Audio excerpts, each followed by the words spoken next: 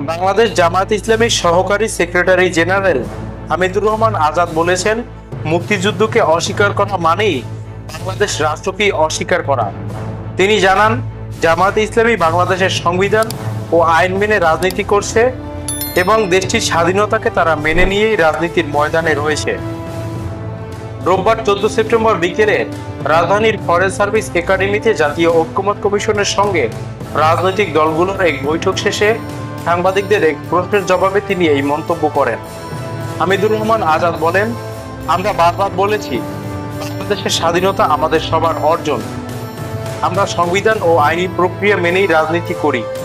অতীত টেনে এনে বর্তমানকে বিচার করার সুযোগ নেই। মুক্তিযুদ্ধকে না মানলে তো বাংলাদেশকে অস্বীকার করা হয়। তিনি আরো বলেন, জাতীয় ঐক্যমত্যের ভিত্তিতে তৈরি জুলাই সনদকে আইনি স্বীকৃতি দিতে হবে।